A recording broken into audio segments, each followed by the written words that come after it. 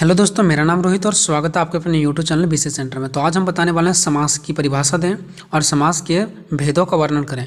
आप ग्रेजुएशन का स्टूडेंट्स हैं, बीए का स्टूडेंट्स हैं, तो आप छोटा में नहीं लिखेंगे, ठीक है। आपको डीपली में जाना पड़ेगा, ठीक है, क्योंकि 15 नंबर में पूछा जाता है, ठीक है। तो मैं आपको आज डीपली में बताने वाला हूँ, ठीक है। और आप लोग का जो मिल हिंदी है उसका 1 तारीख से एग्ज़ाम स्टार्ट है। कुछ स्टूडेंट्स का 1 का है, किसी का 2 का है, किसी का 3 का है, किसी का 4 का है।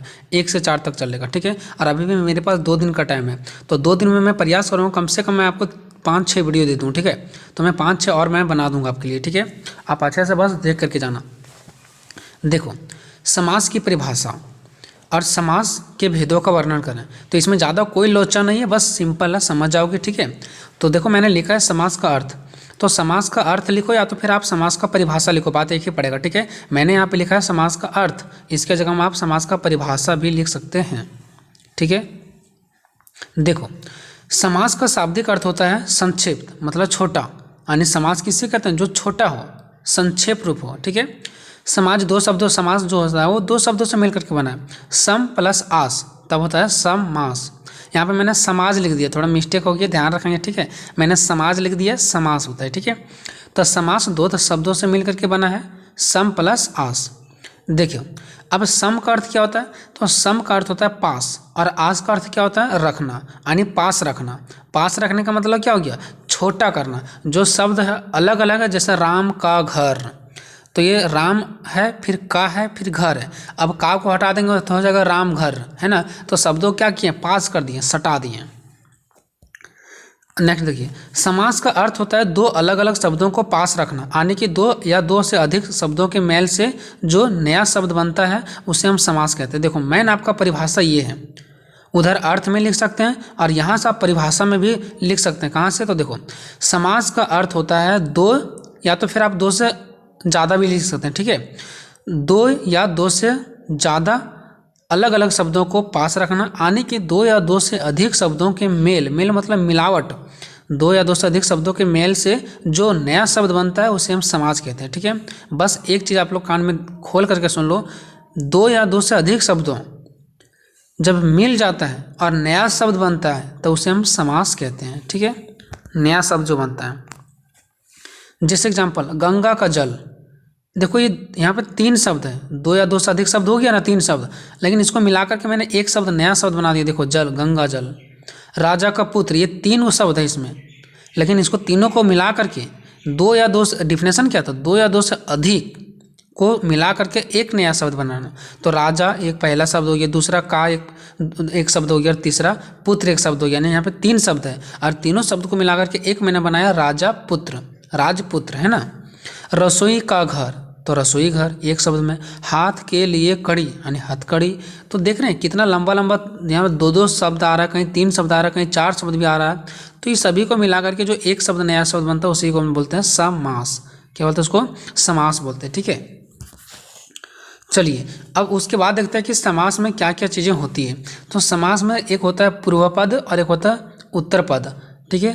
पूर्व पद और एक उत्तर पद। देखो, समास में 2 पद यानी 2 शब्द होते हैं, पहले को पूर्व पद और दूसरे शब्द को उत्तर पद कहते हैं। जैसे देखो, मान लो एक एग्जाम्पल ले लेते हैं, गंगा जल।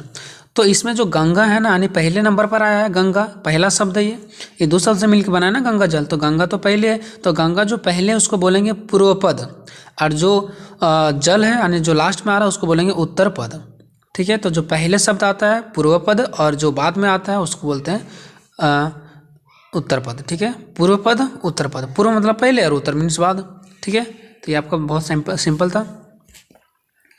बात करते हैं समासिक शब्द। ये देखो, एक था इसके पहले, अभी पढ़ रहे हैं समास के बारे में, लेकिन यहाँ पे एक समासिक शब्द। ये समासिक शब्द क्या होता है? तो देखो, समाज के नियमों से निर्मित शब्द समासिक शब्द कहलाता है। जो समास के नियम से निर्मित शब्द रहता है, समास के नियम। देखो, अभी हम लोगों ने ऊपर क्या पढ़ा? समास पढ़ा, और उनसे जो नियमों से निर्मित शब्द रहता है उसी को हम लोग बोलते हैं समासिक। अब देखो, जैसे राजपुत्र, ना कि राजा का पुत्र, ठीक है। देखो, यहाँ पे समासिक शब्द का मतलब हो गया राजपुत्र।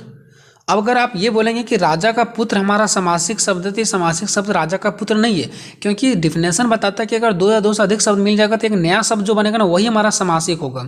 तो मैन अगर हम समासिक शब्द बोलें तो क्या है? राजपुत्र है या राजा का पुत्र है, तो मेन जो हमारा समासिक शब्द होगा वो राजपुत्र होगा, यानी जो किसके नियम को फॉलो करता हो, जो समास के नियमों को फॉलो करता है। तो समास क्या कहता है, जो नया शब्द बनता है। तो जो ये राजपुत्र है वो नया शब्द बना हुआ है, तो राजपुत्र समासिक शब्द है, लेकिन राजा का पुत्र ये समासिक शब्द नहीं है। इसी प्रकार से रसोई एक समासिक शब्द है, लेकिन रसोई का घर एक समासिक शब्द नहीं, मतलब जो लंबा पड़ जा रहा है ना वो समासिक शब्द नहीं है, और जो शॉर्ट में होते हैं, छोटा होते हैं, वो हमारा समासिक शब्द होते हैं। तो ये किसके नियम को फॉलो करते हैं, ये समास के नियम को फॉलो करते हैं। समास में यही कहता है जो नया शब्द बनता है उसी को हम लोग समासिक बोलते हैं। तो समास के नियमों से जो निर्मित शब्द होते हैं, समास के नियम से, जो समास का नियम कहता है कि नया शब्द बन जाएगा, उससे जो निर्मित शब्द होता है उसे हम लोग समासिक शब्द कहते हैं।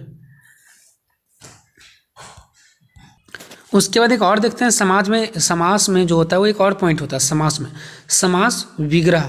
ठीक है, अब ये उल्टा हो गया। देखो समास विग्रह मतलब क्या है, ये जो समास है नया वर्ड है उसको विग्रह करेगा, मतलब फैलाएगा उसको। ठीक है, तो समासिक शब्दों के बीच के संबंध को स्पष्ट करना समास विग्रह कहलाता है। यानी जो समासिक शब्द होता है, इसके पहले हम लोगों ने जो समासिक शब्द पढ़ा जैसे राजपुत्र, ठीक है, रसोई घर, तो इसको अलग करना, इसको विग्रह करना हमारा समास विग्रह कहलाता है, समास विग्रह कहलाता है। जैसे देखो राजपुत्र क्या है, अभी मैंने इसके पहले पढ़ा था, राजपुत्र समासिक शब्द है, लेकिन इसको विग्रह करना, अलग करना, जैसे राजा का पुत्र, तो ये समास विग्रह हो गया।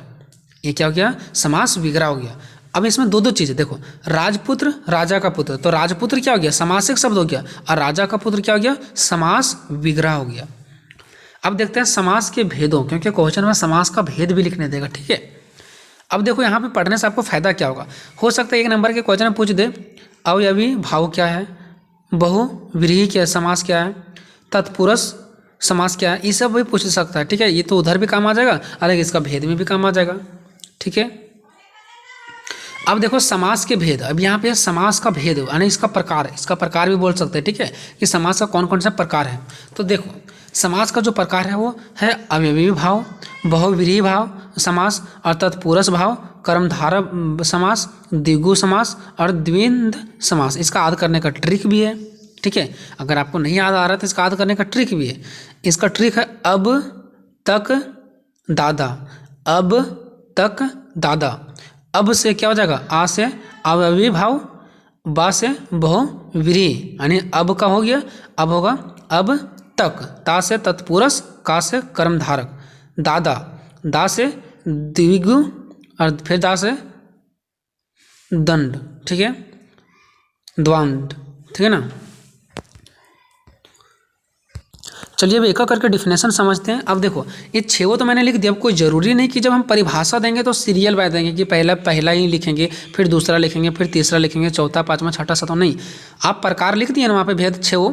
अब आपका जो सबसे पहले जानते हैं वो आप पहले बना सकते हैं, इससे कोई दिक्कत नहीं होता। ठीक है, तो चलो मैंने सबसे पहले द्वादंद समाज को मैंने बनाने का प्रयास किया कि द्वादंद समाज क्या है। ठीक है, देखो जिस समाज से दोनों पद प्रधान होते हैं, दोनों पद का मतलब दोनों शब्द प्रधान होते हैं। इसमें आप सभी को पता है कि समास में 2 शब्द या तो 2 शब्द से अधिक वाले भी जुड़े रहते हैं। तो जिस समास में दोनों शब्द प्रधान होते हैं, प्रधान मतलब मेन होते हैं, प्रिंसिपल होते हैं, उसे द्वादंद समाज कहते हैं। यानी जिस समास में दोनों प्रधान होते हैं, दोनों शब्द मेन होते हैं, दोनों शब्द मेन होते हैं, उसे हम द्वादंद समाज कहते हैं। जैसे देखो मारपीट, मार भी प्रधान है, मार भी इम्पोर्टेंट और पीट भी इम्पोर्टेंट है। अगर हम सिर्फ मार बोलेंगे तो कोई नहीं समझ पाएगा। दिन रात, देखो वो लड़का दिन काम करता है तो इसका मतलब दिन काम कर रहा है, लेकिन दिन रात मतलब दिन रात काम कर रहा है। तो ये दोनों शब्द क्या है, मतलब ये इम्पोर्टेंट है।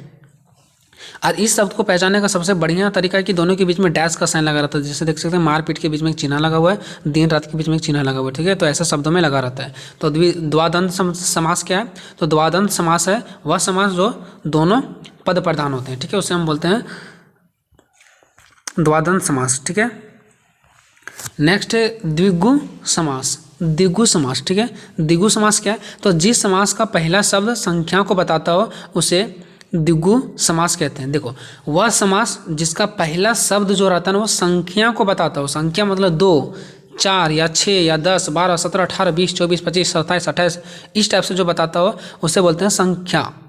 ठीक है, तो द्विगु समास भी क्या करता है, जिसका पहला शब्द क्या बताता है, संख्या को बताता है। जैसे देखिए पंचपात्र, ये पहला जो इसका पहला संख्या यानी पंच, इसमें 2 मिला हुआ है ना पंचपात्र, तो जो पंच है पहला वो संख्या को बता रहा है, कितना पंच यानी 5 गो। त्रिभुज, कितना तीन तीन है ना। त्रि मतलब क्या, तीन भुजा, जो जिसमें तीन भुजा। चतुर्भुज जिसमें चार भुजा होता है, ठीक है। नौमी 9 दिन का, पता है ना, इस टाइप से। तो द्विगु समास वही होता है जो पहला जो शब्द होता है वो संख्या को बताता है, डिजिट को बताता है, ठीक है। तीसरा है कर्मधारय समास। यहाँ समास लिखना मैं भूल गया, कर्मधारय समास। तो जिस समास के एक पद विशेषण होता है तथा दूसरा पद विशेष्य होता है। अब देखो मैं आपको अच्छा से समझाता हूँ कि विशेषण क्या होता है और विशेष क्या होता है। जैसे मैं बोलूँगा राम अच्छा है, तो राम जो है ना, पहला आदमी, जिस आदमी का बात चल रहा है, राम अच्छा है, पवन अच्छा है, घर अच्छा है, तो किसका बात चल रहा है, राम का, पवन का, घर का। तो जिसका बात चलता है, जो अच्छा होता है, उसको बोलते हैं विशेष्य। राम विशेष्य हो गया, पवन विशेष्य हो गया, घर विशेष्य हो गया, कॉपी अच्छा है तो कॉपी विशेष्य हो गया।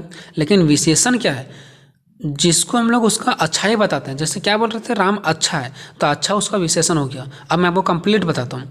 मान लो किताब अच्छा है, तो किताब हो गया विशेष्य, और अच्छा जो मैंने उसका बताया वो हो गया विशेषण, है ना।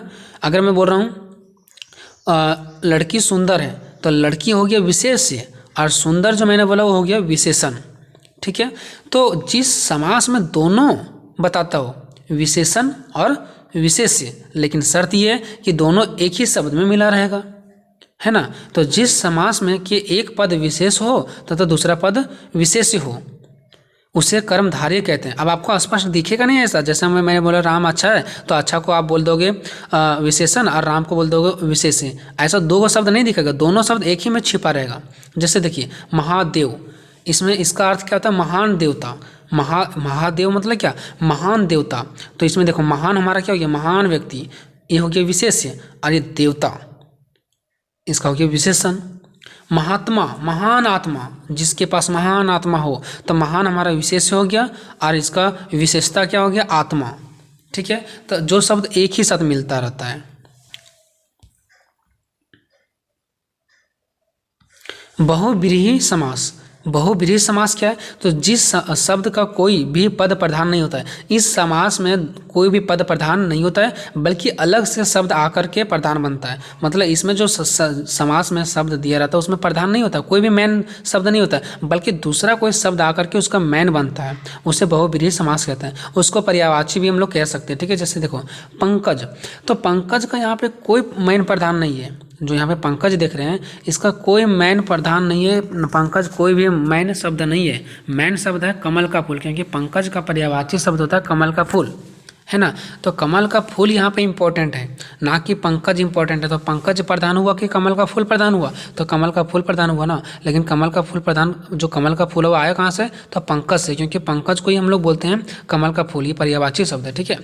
दशानंद, दशानंद रावण को बोलता है, तो दशानंद यहाँ पे इंपॉर्टेंट नहीं है, इसके बदले कौन है, रावण आया, तो रावण इंपॉर्टेंट है। तो वह शब्द जो खुद प्रधान नहीं होता, बल्कि उसके जगह में कोई दूसरा आकर के प्रधान बनता है, उसे बहुव्रीहि समास कहते हैं।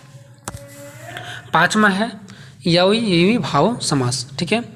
अव्ययी भाव समास। अब देखते हैं कि अव्ययी भाव समास क्या है। तो जिस समास का पहला शब्द अव्यय हो, उसे अव्ययी भाव समास कहते हैं। अभी अव्यय क्या है, तो देखो अव्यय पहचानने का तरीका है कि ये शब्द के पहले आपको प्रति देखने को मिलेगा, यथा देखने को मिलेगा, या जैसे अक्षरों से शुरू होता है। यानी कि मैंने तो बोल दिया कि जिस समास का पहला शब्द अव्यय हो, तो ये अव्यय होता क्या है, तो अव्यय शब्द के पहले प्रति लगा रहता है, यथा लगा रहता है, या तो फिर या लगा रहता है। इन सारे अक्षरों से स्टार्ट होती है, ठीक है।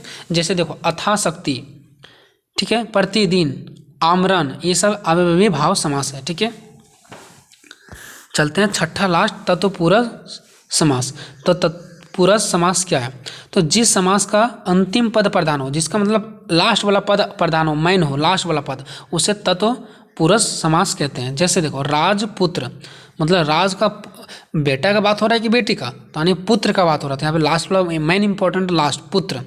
दानवीर, दान तो सब कोई देता है, लेकिन दानवीर कौन है, तो वीर, वीर मतलब लास्ट वाला इंपॉर्टेंट है। देखो स्वर्गवास, स्वर्ग तो जाते हैं लेकिन वास इंपॉर्टेंट है यहाँ पे, ठीक है। तो जिसका अंतिम पद इंपॉर्टेंट हो उसे हम तत्पुरुष समास कहते हैं, ठीक है। ठीक है दोस्तों, मिलेंगे नेक्स्ट वीडियो में, तब तक जय हिंद जय भारत।